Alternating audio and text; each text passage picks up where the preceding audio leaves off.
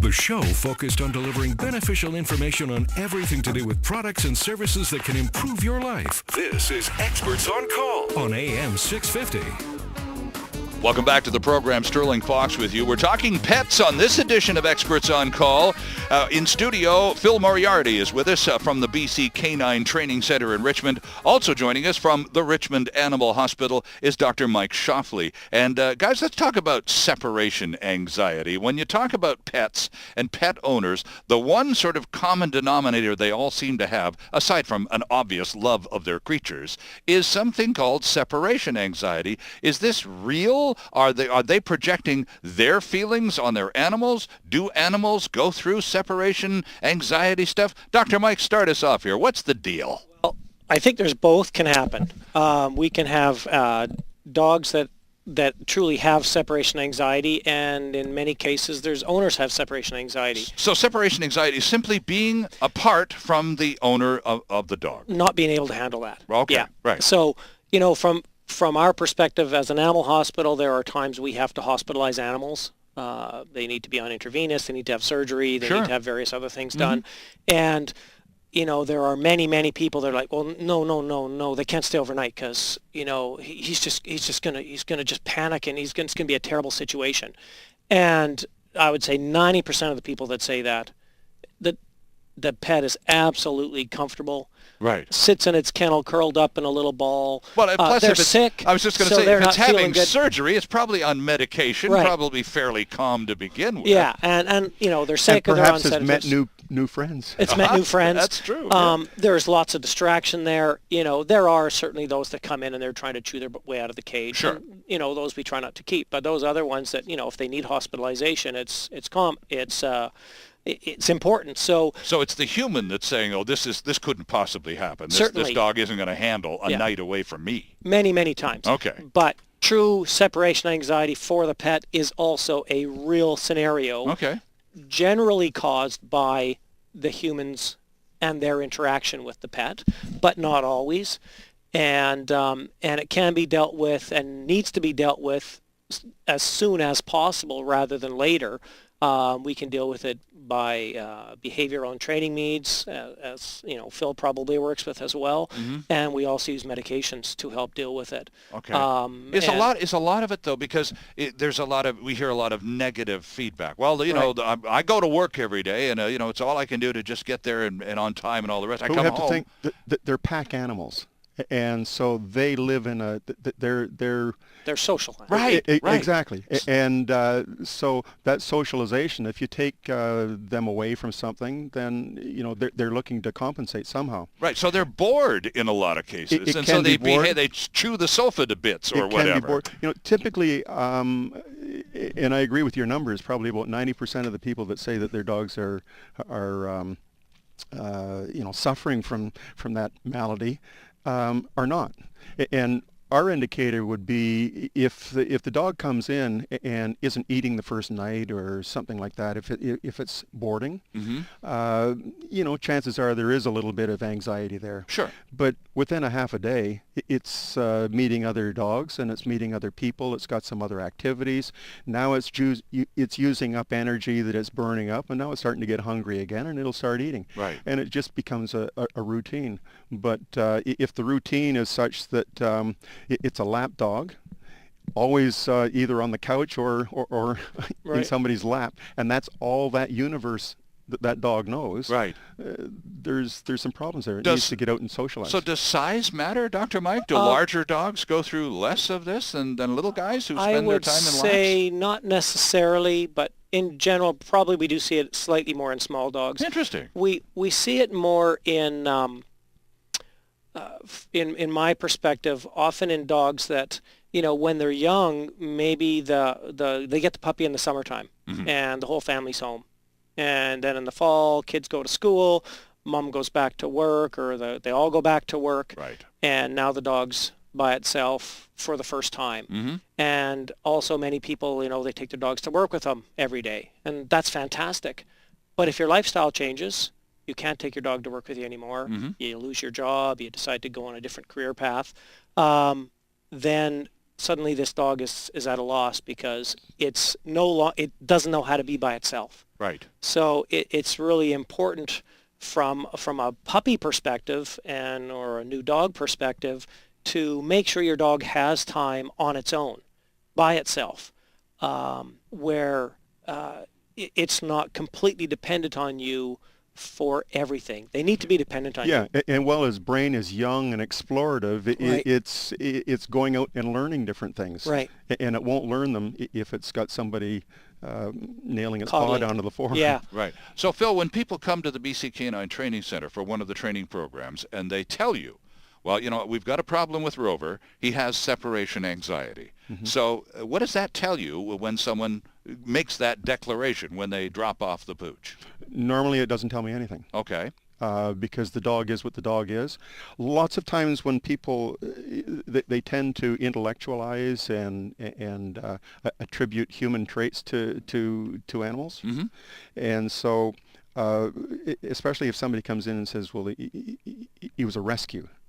Almost like the word rescue Right. means that there's some inherent problem that dog has that no other dog in the universe has unless it also was a rescue.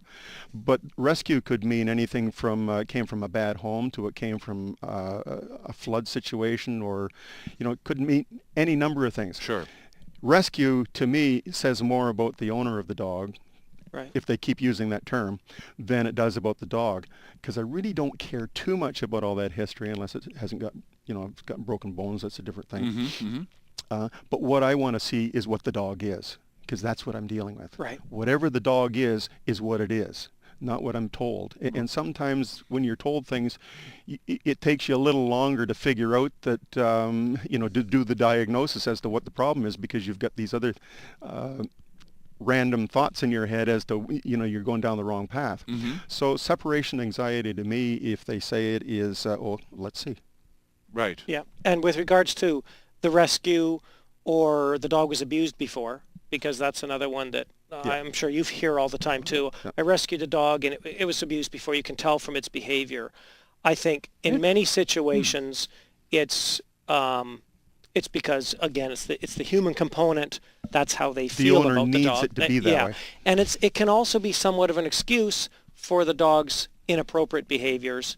Well, he's a rescue dog, Right. or he was abused when I got him, Mm-hmm. and we just can't deal with this anymore. And I think in many situations you can deal with those things, and the majority of people out there don't abuse animals. Right.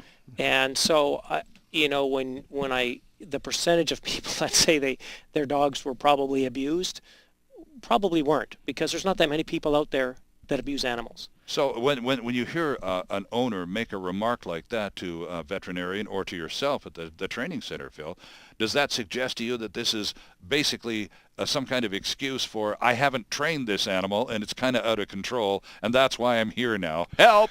Well, the word Not excuse sort of necessarily. infers that there's some bad intent or something like that. Yeah. I think what it is we get animals because we need an animal. Absolutely. The dog needs us. We need a dog. Mm-hmm.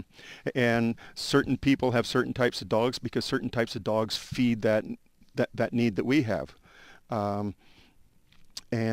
So, if I have a need to be nurturing and to care for something, if I have a well-rounded dog, that's not necessarily going to feed my needs all the time. Because you need something. If I need to stroke it and say, Right. no, it's okay, I'm here. You need more of a project, then, Right. don't you? And we see a similar thing with nutrition.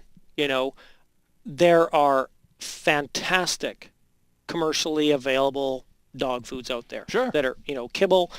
My dog eats exactly the same little chunks of food every single day of his life. Mm-hmm. Well, from being a mature dog, when he was a puppy, he ate a different one. Sure. When he's a senior, he may eat a different one.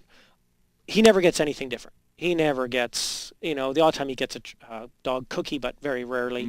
Mm. He never gets anything different. He eats his food tremendously every single day. He's got a great coat, optimal weight, you name it.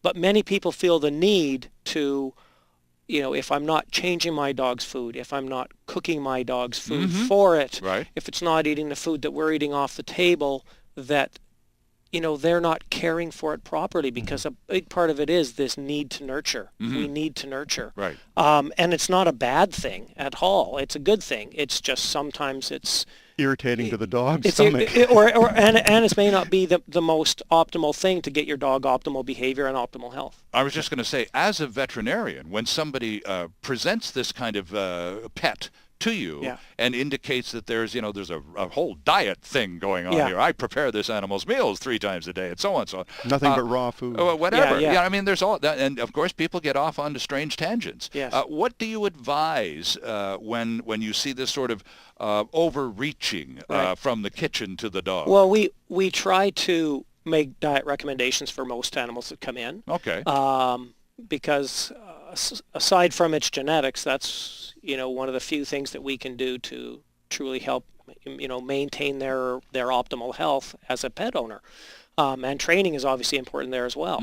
But we try to make those recommendations, and we have to try to read the clients and bear in mind that there are emotional aspects to things here as well. Right. As an example, like Phil just said with the raw food, raw food is 100% a philosophical choice. Okay. It has nothing to do with science, nothing to do with fact. It's a philosophy, like not vaccinating your children for polio because they might get some weird disease. Right. It's a philosophy. From my perspective, and I think most veterinarians' perspective, somewhat misguided. It's not without some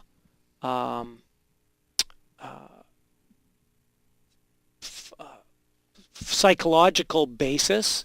I mean, we all think our dogs are dogs and dogs are wolves, but dogs are not wolves. Dogs are bred or co-evolved with man from as far back as Neanderthal.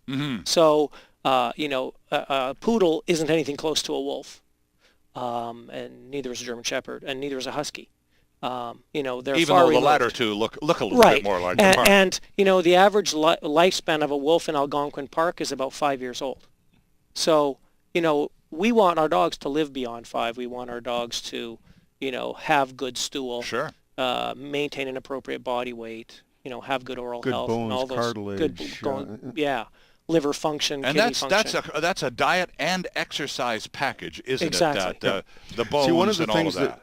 One of the things that we suggest we have our own house food, but when a dog's coming in for boarding or training, we suggest that they bring whatever the dog's been on for its diet, so that there's not a change of diet. Now we're dealing with an upset stomach at the time that the dogs are. Plus, it's a different environment with an upset stomach. So we try to keep everything as close to normal for the dog as we can. If they've got a favorite blanket or some smell or toy or the same diet, then the dog, if we're going back to separation anxiety, that there's less stressors or less differences for the dog to be able to handle the change in circumstance. Right. Okay. Again, maintaining continuity as much as possible. Sure. We need to take a break here, but very quickly before we go to the break, do dogs think as much as we think they do? They think about less things. They're instinctive. But they think a lot. Yeah. Okay. I would agree. But not about the same things that we do. The range is much more limited. When you have a conversation with a dog, most of it's white noise. Yeah. Like, where's my toys? Where's my food? Right. Where's my blanket? And where can I pee? Yeah. Not like, do you remember what we did last week? I told you not to do that, and you did it, and blah, blah, blah, blah, blah. Yeah. White noise. Yeah. This is Experts on Call. We're talking pets with Phil Moriarty, the owner of the BC Canine Training Center, and Dr. Mike Shoffley from the Richmond Animal Hospital. Great to have you with us tonight. We're back with lots more right after this quick timeout. Delivering relevant and beneficial consumer information. This is Experts on Call. And there's more still ahead on AM 650.